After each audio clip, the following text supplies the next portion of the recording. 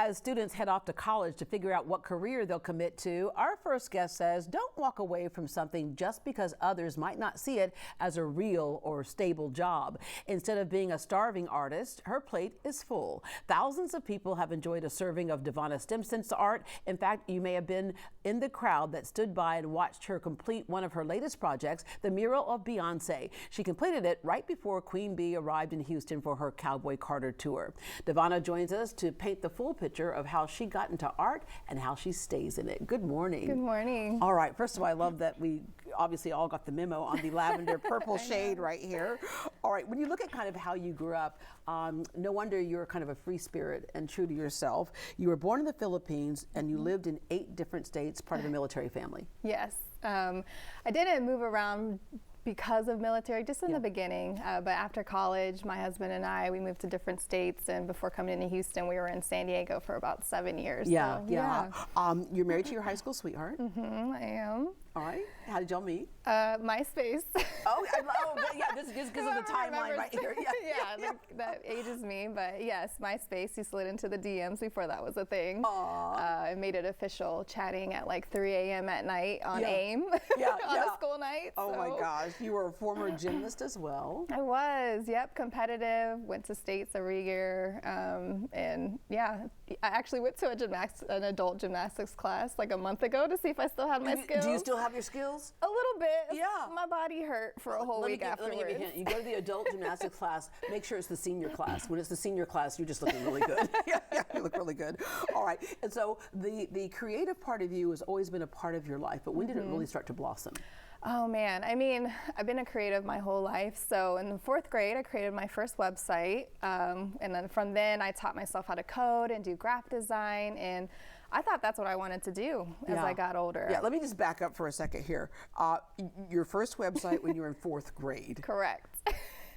Yes. When most of us really didn't know what a website was. I know. It was like my cousin at the time was like creating these web pages, and she showed me, and it was just a way for me to be expressive. And I was a really shy kid growing up, and so I really liked how I could just be creative and express myself through that outlet. And I used to, just teach myself HTML and coding, and ended up creating custom MySpace layouts, like real custom ones, and people knew me for it, to where when I would go to the mall, like kids would be like, "Aren't you the girl with the dope MySpace layout?" Like, "Can you do one for me? How much you charge?" Exactly. Yeah. So, like you said, you were successful in that, and so it made sense that you thought, "I'm going to go off to college and I'm going to study design in college." And as luck would have it, I guess you could say, or as fate would have it, what happened? Because it was something that you can say is more than a coincidence, maybe less than a miracle, but more than a coincidence. I know. I mean, I literally thought like graphic design was my thing. I didn't do any fine arts. I didn't paint or draw. Like just digital was my thing. But it came down to the day where I had to register for classes, and my friend beat me in the last spot that I needed to stay in the graphic design curriculum.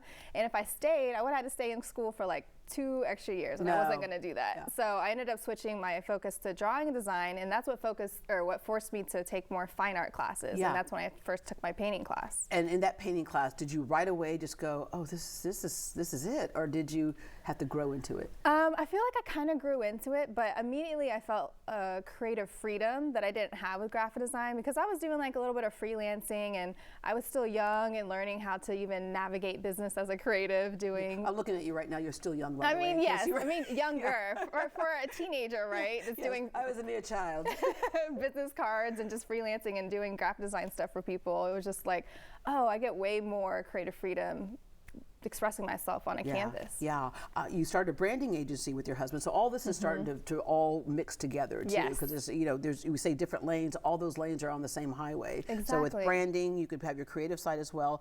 You moved to Houston. What made you all decide to pick Houston? As you said, you had moved in different states and everything. Yeah. Why Houston? Houston, it was funny because it was right after the pandemic, and we were in California. It was expensive and everything was shut down. It's like, okay, San Diego served its purpose. We grew our business. We did it for 8 years doing the branding business, but we felt like it was time for a new chapter, and we chose Houston because of how vibrant and diverse the city is. We don't have any kids, but we plan on having kids, and we felt like this was a great city to raise our kids when we have them, and there's just a lot of opportunity for artists and just being entrepreneurs and lots of things. When did you know that being an artist was really a viable career? Because I find so many people struggle with this, and speaking of COVID, a lot of people when things shut down and some of them lost their jobs, they went in, tapped into their passion and realized that the passion could be their livelihood as well. But you know, you make such a great point that stop looking at things that you love as just hobbies. When did you realize that this is a viable career for you? I think I always knew, like I've said, I've always been a creative and somehow always made money from my creative endeavors, whether it was, you know, graphic design to doing the branding agency. All the things that I learned along the way kind of brought me to where I am, and I can apply that to my art business that I have now. Forget those words like starving artist or, oh, hon, that's nice. Do you do this full time? Right. And it's funny because art and like creatives, that's the only time people attach those words to it. You know, they just look at it as a passion, but not as a profession. Do you think that's changed because of what we have as an opportunity online now? Because there's so many different ways to share it, through, even if it's the business side of marketing or just being creative. Yeah, I mean, I think, you know, technology and social media has helped a lot. I don't have paintings in galleries. I'm not the traditional artist, but that's what's allowed me to become an entrepreneur and do things that I want to do. And a lot of other artists that I know that are successful in their own right, you pave your own way, and there's so many ways to put yourself out there. Yes, and you've done that in so many different ways beyond the gallery. You know, for some people, it's like it's something on canvas and that's it, and I hope I get into a gallery. So there's all kinds of pathways. You've done things in you know, buildings, and you've had all kinds of clients around the world.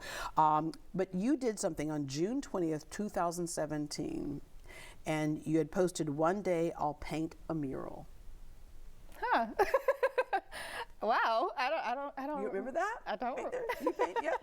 It says, "One day I'll paint a mural." You posted on Instagram. I need to find that. Are you? Yeah, we found it for you. Yeah, y'all need to send that to me. And then a couple of years later, your first mural was painted in LA. Is that the first one you did? It was actually it was in San Diego, and then I did one in LA shortly after that. California. Yeah, in California.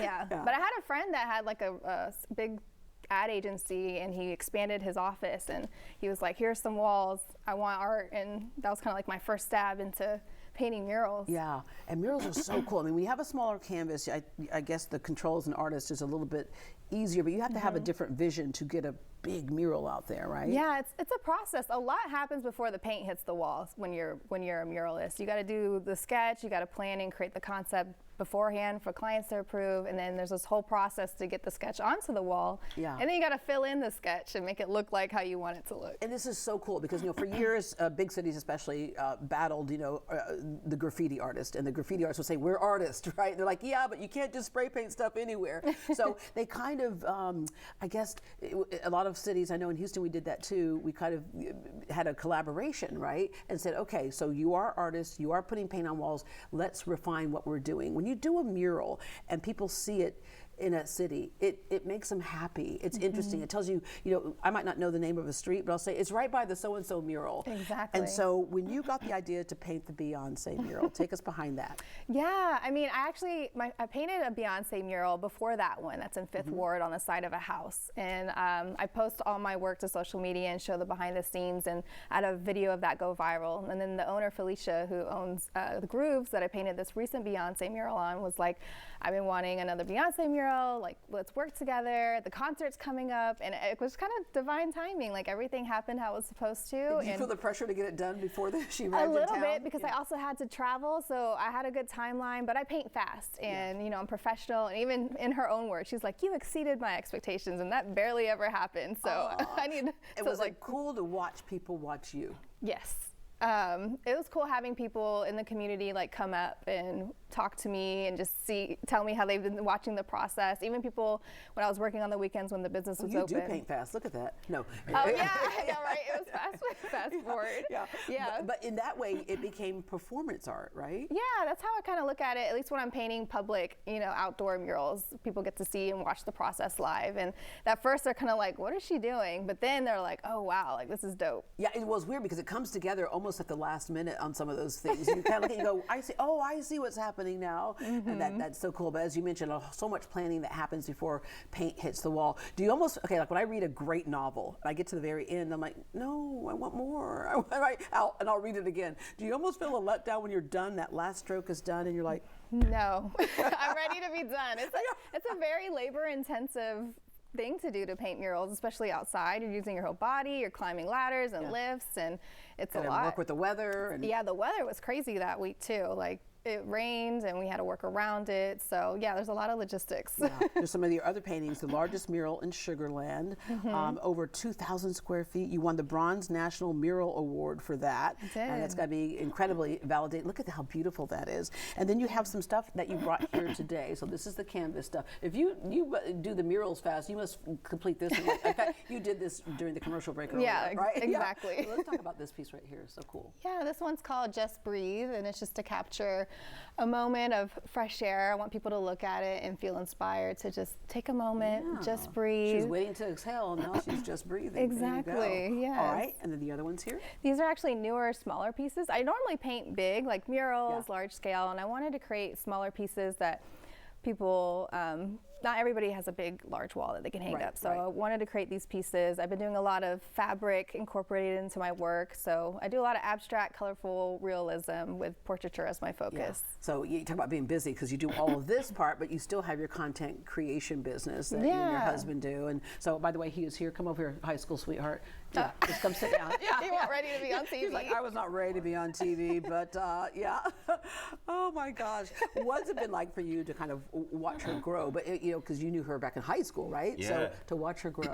It's been great. So, she talked to the branding agency. And so with the branding agency, I was more in the forefront. Yeah. Right. I was running the content, doing all of that. But on the art side of things, she's at the forefront and I'm more behind the scenes. Like, you wouldn't even know that I was a part of the creative business and the art business. So it's just great to see her doing all of this, all the press.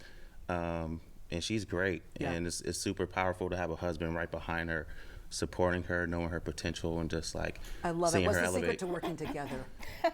We're still figuring that out, but Yeah. communication, figuring out your roles, and just growing and evolving. Take a disc profile test. Yeah, disc profile. That's so funny. All right, you're about to install 2 new murals at a high school, a STEM building in Memphis as well. So just again, prove how your work speaks for itself, and you can travel around the world with your art. Exactly. Yeah. Thank you so much for joining us today. Yes, thank you so much for having me and sharing my story. Beautiful. All right. To learn more about Devona Stimpson or to connect with her, head to greatdayhouston.com and we will connect you.